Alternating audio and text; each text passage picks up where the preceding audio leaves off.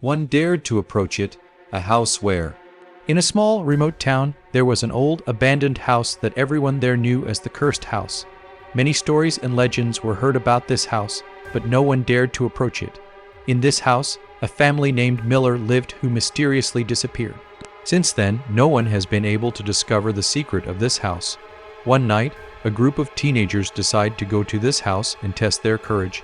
They headed towards the house with their flashlights and cameras.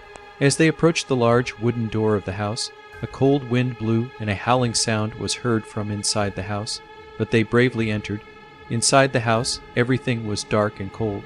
The walls were covered in dust and cobwebs, and the smell of dampness and decay was in the air. They decided to go to the basement, where strange sounds were said to come from.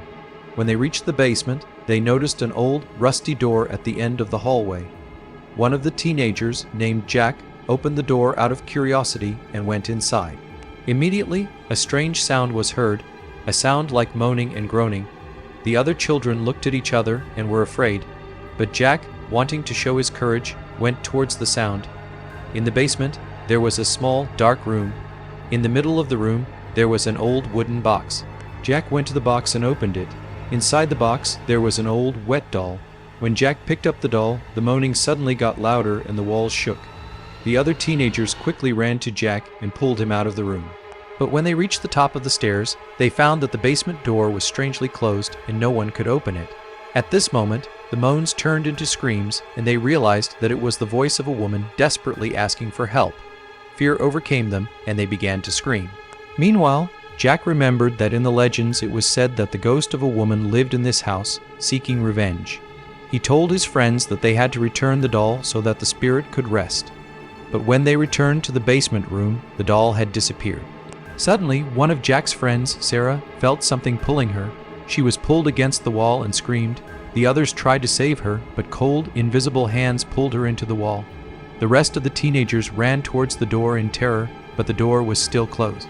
The sounds of moans and screams echoed around them, and they realized that the woman's spirit was approaching. At that moment, Sarah mysteriously disappeared, and no one could find her anymore. The teenagers were trapped in the basement in fear, and the sounds of moans turned into terrible screams. They realized that there was no place to escape and that the woman's spirit was seeking revenge on them. Each of them, in turn, suffered their fate with horror and fear. A few days later, the townspeople realized that the teenagers had disappeared.